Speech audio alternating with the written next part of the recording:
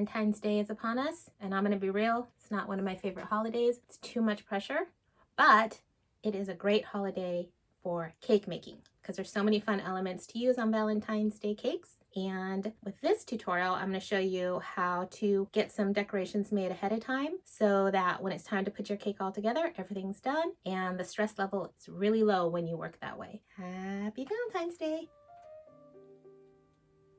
I wanted to show you guys a great site for finding fonts. It's defont.com, and it has a lot of different options here for different types of fonts. So for today, I'm going to try this handwritten section. And then all you have to do is type your message in this little preview box. So let's try happy anniversary. And it's going to show you what that message looks like in all the different fonts, which is really helpful. And then you can just click on it. And it's going to show you the different variations, like this has an italic. In this section is where they're going to show you their copyright policy, so you want to look at that. This says non-commercial use, but you can use it for personal use. So if you were just going to use this on a cake you were going to give to somebody, that would be fine. You wouldn't want to create your whole logo with this or use it on products or t-shirts or your website or anything like that. So just be aware that this exists. If you're worried about copyright policy, you can look for ones that have looser policies. Like for instance, this one says it's 100% free, has no copyright policies. And if you want to download this in your computer to have this font available, you just click download and you would get the whole alphabet. But to use on your cake, say I did want to use this font, all I would do is screenshot it. And then I'm going to go over here and it was saved on my desktop, and then I'm just going to print this out and resize it the way I need to so that it fits on my cake. You can also do all of this on your phone and print from your phone. So now we're just going to do our lamination process of using our packing tape to cover the front and back.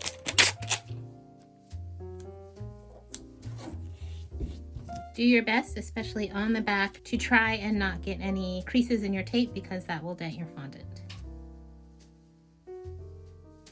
Okay, so the next step is you just want to mix in a little bit of Tylose into your fondant, and you're just going to knead that all in just so it dries a little firmer and dries more quickly. The next step is to roll out your fondant until it's super thin. So when you think you rolled it out enough, roll it out a little more. You want it to be a little bit translucent almost. It's really thin. If you're using a pasta machine to roll it out, you can roll it to like a 5 or 6. So I've got a little piece of parchment paper that's large enough for my stencil, and I'm just going to put a little bit of vegetable shortening all over it.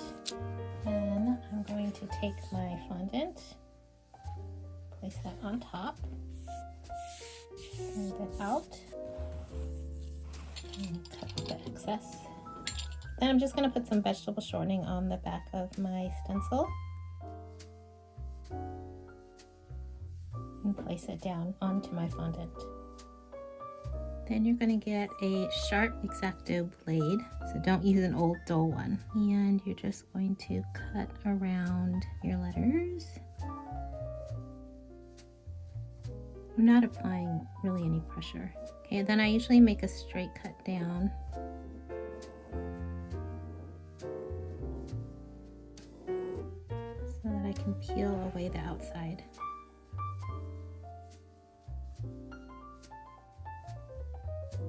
And then for letters that have an inner shape, I cut out the inner shape first. Just because sometimes if you cut out this shape, it moves around the fondant and then it makes it a little more difficult to cut out the inner shape sometimes, depending, mostly if the letter is really thin.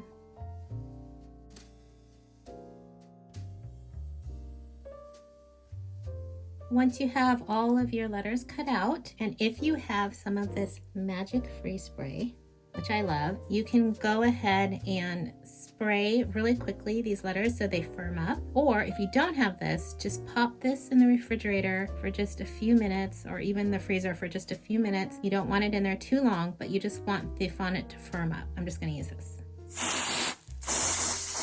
Now the fondant is firm. I can take my X-Acto knife to sort of lift the corner of the stencil, and I can peel it off without stretching the shape.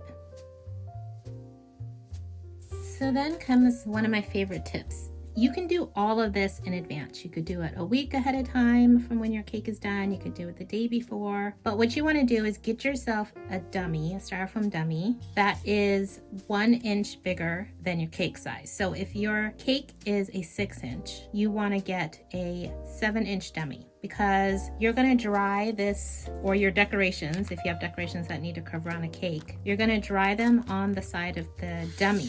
But if you do the same size as your dummy, when you go to put it on your cake, it's going to have to go from this to a little bit out here, and it could crack your decoration. So you go one size up to account for the frosting you put on your cake. The fondant you put on your cake is going to make your 6-inch cake a little wider than a 6-inch cake. So that's why you go up to the next size up in your dummy. So you would take this whole sheet, and the letters are stuck to it with the vegetable shortening, and you would just put it on your dummy. And the great thing is you buy one dummy, you cut it in half, you get 2 surfaces to dry on. And then I take a couple of pins and I just pin this down like so, and then you just let it dry. And then when you're ready to use it, it'll be nice and firm, and you'll be able to sort of pop it off and then put it on your cake when it's time to decorate your cake. I've mixed some white petal dust with some red petal dust, and I have some wafer paper here, and I'm just going to swirl this all around on my wafer paper, and I'm going to do this on the front and the back. Okay, so I've colored my wafer paper, the front and back, with my petal dust, and I'm just going to make really small flowers for this one. So I'm going to freehand cut some petals. So I'm just stacking some so I can cut them all out at the same time. And I want them to be some kind of elongated teardrop shape, something like this. And then once you have those cut out, you're just going to make a slit at the bottom of each one. Just like this. I'm not dealing with any precise number per se, but I have about 8 petals. I'm turning them smooth side up. Okay, once you have your slits cut, I have my glycerin water mixture here. You can learn more about all of this on my wafer paper flower tutorial. I'll post a link. Okay, so I'm just going to spritz lightly. And then while they're a little bit wet, I'm going to fold one side over the next, stick it together, sort of cup it a little bit, and then set that aside to dry. If they're too damp, move on to another one and come back to it when it's dried up a little bit. All I have to do is I have some really thin floral wire. This is 24 gauge, but you can actually probably go even thinner than this. It might be a little better if you had like 26 to 28 gauge. I've got just a bowl of water. My petals have dried a little, so they're firm at the end into the water. And then you're just going to press this onto the bottom half of the petal. You're just going to hold it for a couple of seconds. Just pinch it down like that, and it'll stick to the back of your petal. And then just set that aside to dry, and you're going to do that for all of your petals. And I made some centers. These are just some of the stamen. There's all different kinds out there you can buy. And I just wrapped several of them to just make a small center. So all I'm going to do is take some floral tape, stretch it to activate the glue, and then I'm just going to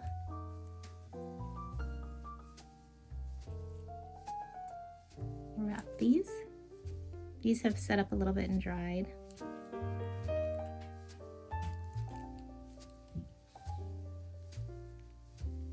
So I'm just wrapping them.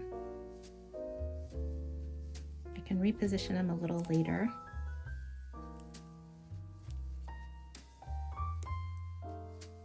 So I'll usually do a few, and then you can come in with some needle nose pliers and you can grab onto the wire, sort of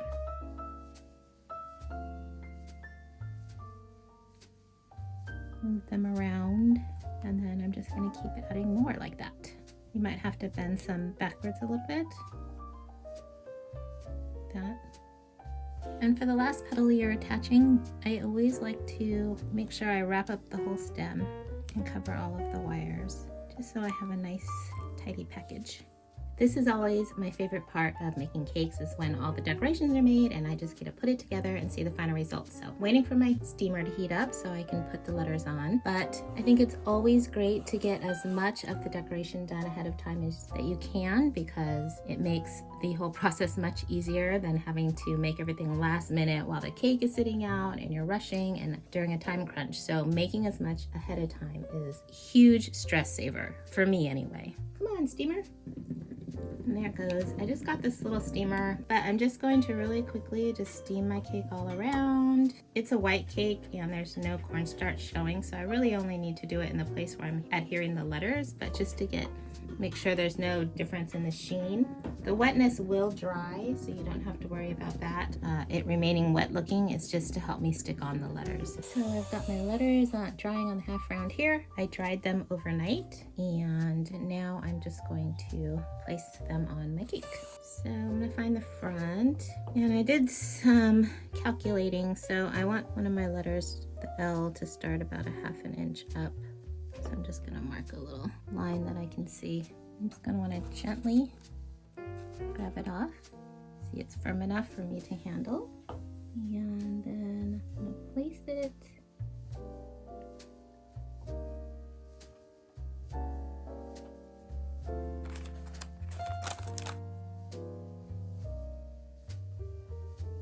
Now I'm leaving a bit of a gap for my flowers. I want it to be about 3/4 of an inch.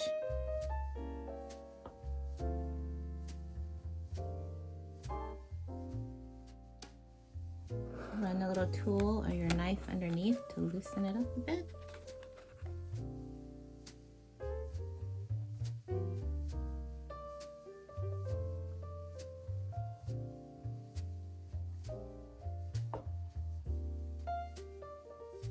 For your letters to stick, your cake has to be somewhat tacky from the moisture of the steam, or if you don't have a steamer, just brush the surface of your cake with some water. Now let's add our flowers. So I'm gonna put the larger one in the center.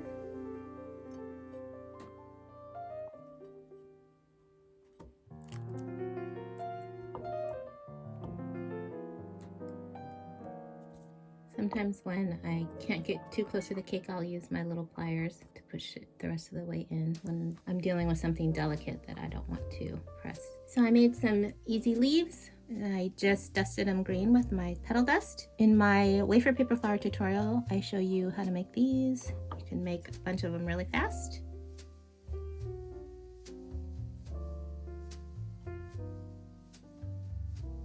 I think that's a very sweet little love cake, perfect for Valentine's Day coming up. And you can keep your stencil. Since we laminated it, just clean it off and you can use it again and again.